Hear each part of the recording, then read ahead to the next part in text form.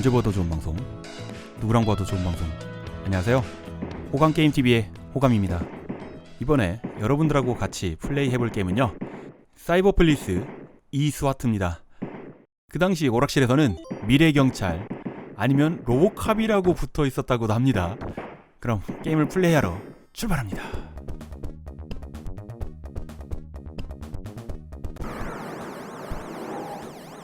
순찰차를 타고 출동을 했는데 은행 강도인가 봅니다. 3명이 도망을 갔어요. 우리는 저 3명을 잡아야 됩니다. 그러면 이 스와트가 될 수 있는 거예요. 처음에 은행 강도가 너무 빨리 등장하면서 도망을 가가지고 은행 강도 3인조를 잡는다고는 생각을 많이 못 하셨을 거예요. 일단 첫판 보스는 망보다가 도망가라고 손짓을 하던 뚱뚱보 녀석입니다.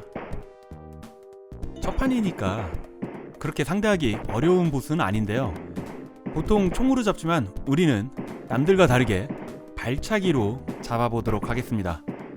은행 강도 3인조 굉장히 순박하다고 생각이 듭니다. 보시면은 총을 든 경찰한테 총으로 싸우는 게 아니고 자신의 특기를 이용해서 싸웁니다. 자, 굉장히 특이한 날라차기 날라차기로 했는데 글쎄 날라차기 모션이 조금 부족해 보입니다.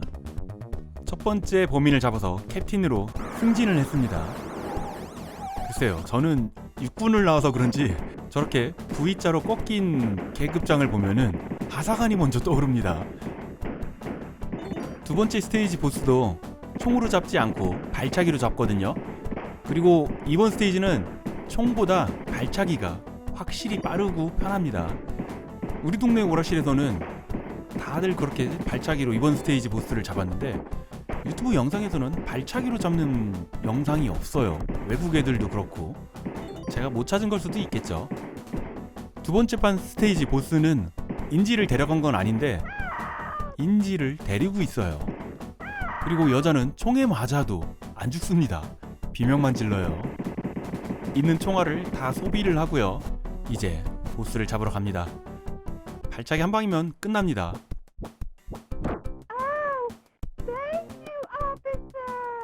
두 번째 보스도요, 총을 든 경찰한테 부메랑으로 덤비죠. 정말 순박합니다. 이 게임은 1989년 세가에서 발매를 했습니다. 게임의 진행 방식은 1987년에 나온 시노비하고 비슷하죠. 대신에 시노비는 한 방만 맞으면 죽었는데 에너지 게이지가 있기 때문에 한 방에 안 죽어서 저는 이 게임을 시노비보다 더 좋아했어요. 아쉬운 점은 시노비는 인술이라는 게 있는데 이 게임도 인술 같은 거 하나 뭔가 있으면 좋았을 텐데 없어서 아쉽습니다. 이제 마지막 은행 강도 3명 중에 두목이겠죠. 수배 전단지에는 총을 들고 있는데 이 보스마저 총으로 싸우지 않습니다. 닷을 들고 나타나서 싸웁니다. 닷이라니 굉장히 신기하죠.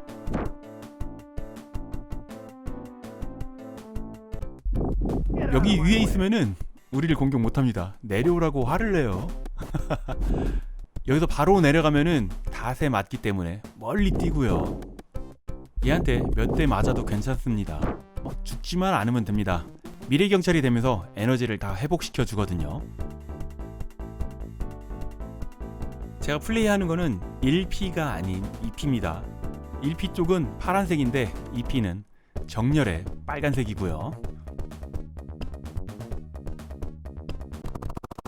사이버 전투복을 입고 첫 번째 미션입니다. 미래경찰이 되면은 보조무기를 획득해서 사용할 수 있습니다. 시노비 게임의 인술, 그것과 비슷하다고 보면 됩니다. 등에 부착된 보조무기를 사용할 때 잠시 무적이 됩니다. 그거를 어떻게 잘 활용하느냐가 이 게임을 쉽게 풀어나가는 방법이고요. 지금 사용한 보조무기는 플라즈마 캐논입니다. 위력이 상당히 좋아 보이는데요, 찾아보니까 우리가 아까 발차기 했잖아요. 그 발차기랑 플라즈마 캐논의 한 방이랑 위력은 똑같다고 합니다. 아니, 인간일 때가 더 무서운 거 아닌가요? 우리랑 똑같은 옷을 입은 이번 스테이지의 보스인데요, 미사일을 발사하죠. 이 미사일은 앞으로도 계속 나올 거지만 스플래시 데미지만 무서운 거지 직접 맞고서 뒤로 살짝 빠지면은 지금 보신 것처럼 우리에게 아무런 피해도 주지 않습니다. 날아오는 미사일 피하는 것도 좋긴 하겠지만요, 그냥 몸으로 딱 맞은 다음에 뒤로 살짝 빠져서 피하고, 오락실에서 이런 플레이를 보여주면은 뒤에서 구경하던 친구들한테 약간 좀 어깨가 괜히 으쓱해지는 그런 효과가 있죠. 보조 무기를 사용할 때만 잠시 무적인데 발사하고 난 후는 이렇게 무적이 아니라서 잠깐 착각을 했네요. 너무 방심을 했습니다. 지금 사용한 보조 무기의 이름은 화염탄입니다. 뒤에 있는 저 녀석들은 상대 안 해줘도 되고요. 네, 앞에 있는 몇 마리 없애주면은 그냥 가볍게 클리어 된다고 말씀드리려고 했는데 화염탄에 안 보일 때 죽었나봐요. 원래 3마리를 죽여야지 됩니다. 손수레를 끌고 우리에게 다가오죠. 저 손수레에는 폭탄이 실려 있는 거예요. 우리한테 부딪혀서 피해를 주려고 하는 거죠. 자동화 시대의 수동 손수레 공격입니다.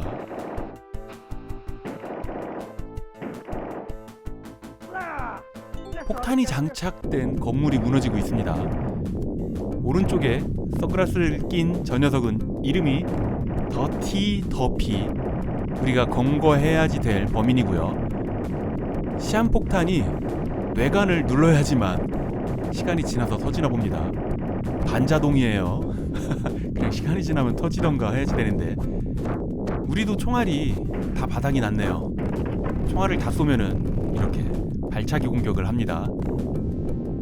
저 녀석은 바로 가서 발차기 해도 되지만 놔두면은 총으로 우리를 공격해요. 귀여운 녀석, 가서 발차기 한 방을 가볍게 먹여줍니다. 이 녀석의 죄명은 불법 무기 소지죄입니다.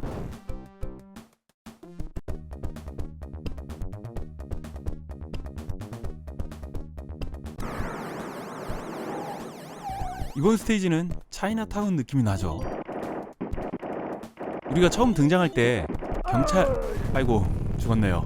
경찰차를 타고 출동을 하잖아요. 그리고 처음에 은행강도 3인조 첫판 보스는 뚱땡이의 입에서 불을 쏘고, 두 번째 보스는 부메랑을 던졌고요. 왠지 같은 세가에서 나온 베어너클이 약간 냄새가 납니다. 첫판 보스 뚱땡이의 입에서 불을 뿜었잖아요. 베어너클 1편의 네 번째 판 보스가 입에서 불 뿜으면서 우리한테 덤비는, 그리고 뚱뚱하고요. 벌써 첫 번째 중간 보스가 등장을 했네요. 호랑이. 아이고. 이렇게 중무장한 경찰한테 덤비는 호랑이는 정말 미안할 정도로 쉽죠.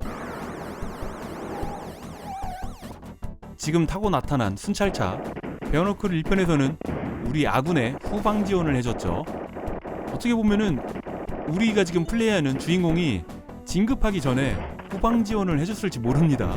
경찰차 타고요. 그리고 인지를 잡고 있던 두 번째 스테이지 부메랑을 던지는 보스도 베어너클 1편에서 첫판 보스로 등장을 했었습니다. 호랑이 다음엔 고릴라죠. 고릴라 정말 총알을 저렇게 많이 맞아도 잘 버팁니다. 이번에 와서 휘두르는 주먹은 우리가 맞을 가능성이 큰데요. 그럴 때는 저렇게 보조 무기를 한번 딱 사용해주면 순간 무적을 이용해서 회피를 할 수 있고요. 다행히 안 맞았죠. 총알이 떨어졌으니까 발차기로 우리는 고릴라를 잡았습니다. 우리가 입고 있는 슈츠가 저렇게 많이 파손됐으면은 수리 좀 해줘야지 되는데 경찰이 돈이 없나봐요. 전혀 수리를 한 번도 안 해줍니다. 체력 회복도 안 해주고요. 근무 환경도 굉장히 열악한데 아마 월급도 짤 거라고 생각이 듭니다. 이번 스테이지 보스 마지막 발악을 몬스터 트럭을 타고서 하고 있습니다. 보스의 이름은 레츄리. 범죄명은 마약 밀매라고 합니다. 중국 스타일의 마약 밀매라니. 중국 쪽 분들이 보신다면 그렇게 유쾌한 설정은 아닐 겁니다. 이 게임은 총알 관리를 잘 해야지 되는데 이렇게 총알이 부족했었나요?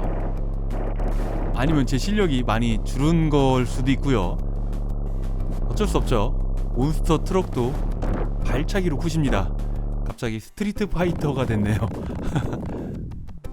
차가 부서지니까 순순히 잡혀주네요.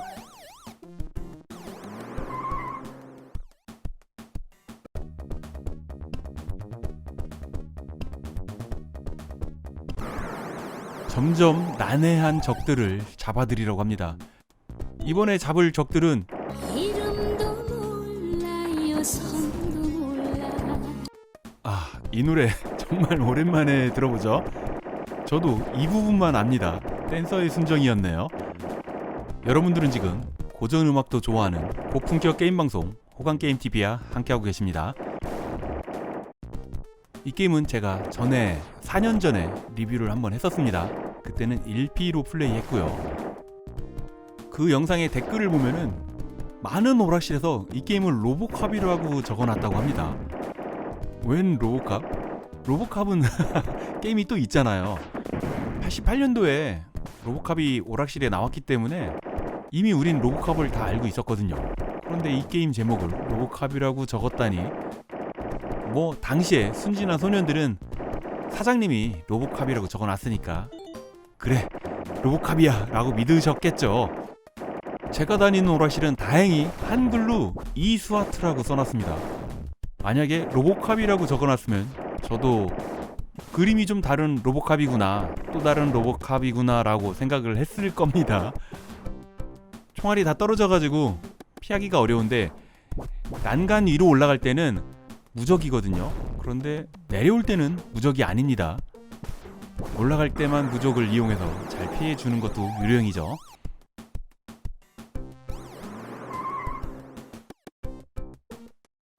이 게임도 여자 캐릭터가 정말 등장을 안 하는 게임 중에 하나입니다. 인질 말고는 지금 등장한 쫄바지 있죠. 이 쫄바지 입은 저 캐릭터만 여자입니다.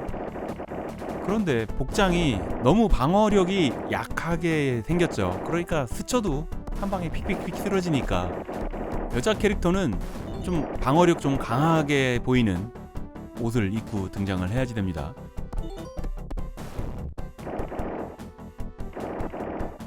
총알 버튼을 한 번만 눌러도 3발이 자동으로 발사가 되니까 총알이 많아도 금방 소모를 하게 됩니다.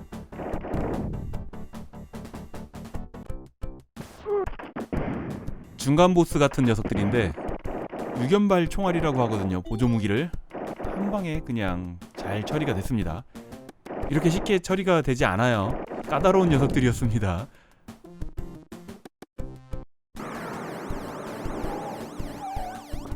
시작하자마자 보조 무기가 또 나오죠.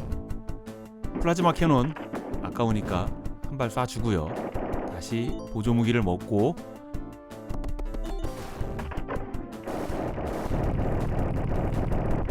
지금 여기는 무슨 군수공장 같은 데 같죠?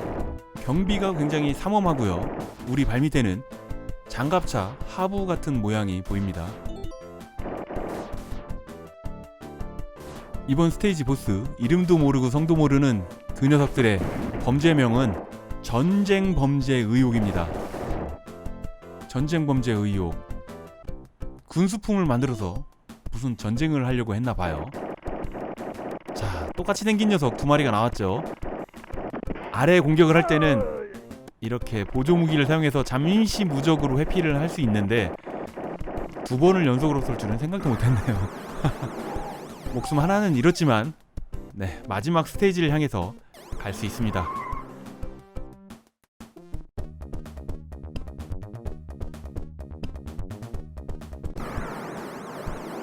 와, 전판까지만 해도 그래도 몽타주는 보여줬잖아요. 얼굴은 알았는데 이번 스테이지는 모든 것이 다 숨겨져 있습니다. 시노비는 1인용만 됐었는데 이 게임은 2인 동시 플레이도 되고요.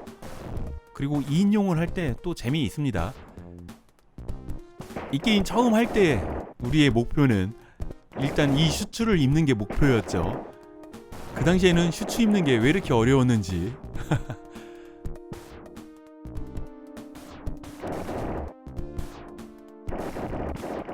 미리 말씀드리면은 이번 스테이지 보스는 정말 쉬운 편입니다. 그래서 금방 끝나니까 보스전에 돌입해서 보스 설명드리는 것보다 미리 말씀을 드릴게요. 이번 스테이지 보스도 전쟁 범죄 의혹에 연루되어 있고요. 보스가 등장할 때 수정 구슬이 달린 기계가 같이 등장을 하거든요. 거기서 전파를 쏘는데 그 전파가 최면을 걸 수 있는 기계입니다. 그러니까 전파를 이용해서 전 세계인들한테 최면을 걸어가지고 자신의 말에 복종을 하게 만들려고 하는 그런 세계 정복을 꿈꾸는 악당입니다. 굉장히 미래지향적으로 보스 디자인 잘 나오고 있는데 이번 스테이지는 무슨 용광로 물 녹인 것처럼 단순함이 아쉽습니다. 지금 벽이 내려왔잖아요. 저 방어벽을 보니까 문득 든 생각이 있습니다. 옛날에 우리 오락실 다닐 때 브라운관에 화면이 꽉 차야지 되잖아요. 그런데 그 당시에 어떤 게임들은 화면을 벗어나서 설정이 돼 있는, 그러니까 화면에 보이는 게 모든 게 아니라 양옆과 위아래가 조금 숨겨진 1인치가 더 있는 겁니다. 그 왼쪽에 저 해골이 우리한테 총알을 쏘고 있다고 가정을 하면은 저런 해골이 입만 겨우 보여서 우리한테 총알을 쏘고 있었다고 생각을 하시면 됩니다. 그런 모니터가 종종 있었거든요.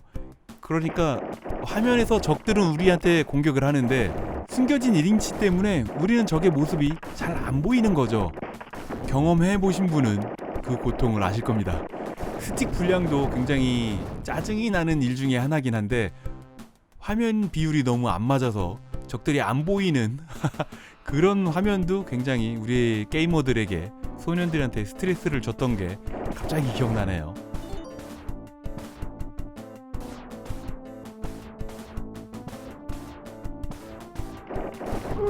상하 좌우 공격은 되는데 대각선 공격이 안 되니까 좀 불편합니다.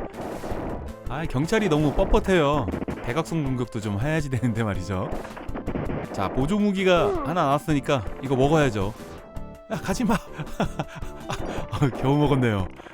저걸 안 먹었으면은 요 밑에 3마리나 되네요. 까다로울 뻔했습니다. 하지만 화염으로 쉽게 처리했죠.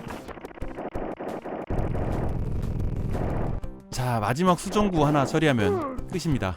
에이, 맞아도 그냥 공격합니다. 어차피 에너지 상관없어요. 엔딩입니다.